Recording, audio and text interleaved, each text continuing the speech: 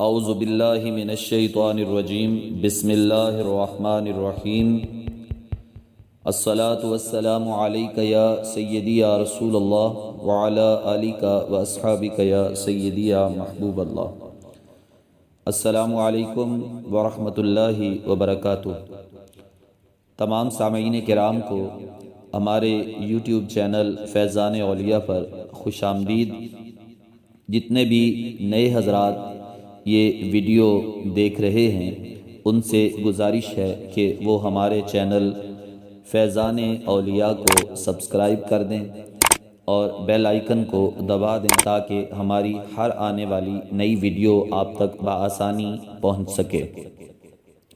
معزز سامعین کرام، آج کی ہماری اس ویڈیو میں ہم ایک حبشی نوجوان کا واقعہ عرض کریں گے جو جہنم کے خوف سے زار و قطار رویا۔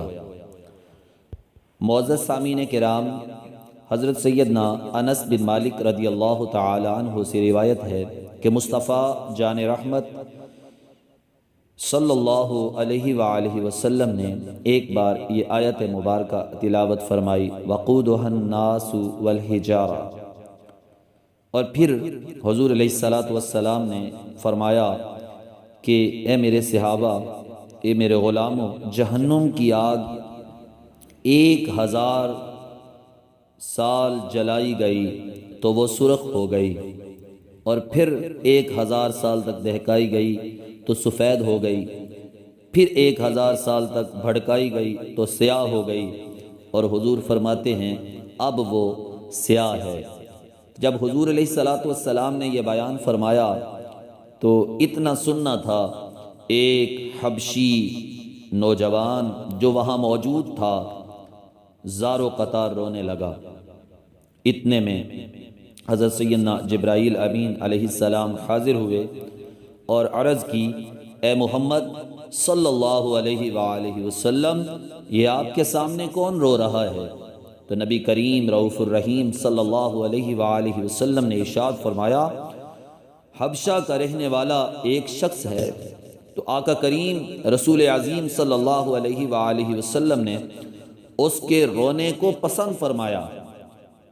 حضرت سیدنا جبرائیل امین علیہ السلام نے عرض کی، پیارے آقا، اللہ تبارک و تعالی فرماتا ہے، مجھے اپنی عزت و جلال کی قسم ہے، میرا جو بندہ دنیا میں میرے خوف سے روئے گا میں اسے جنت میں زیادہ ہنساؤں گا۔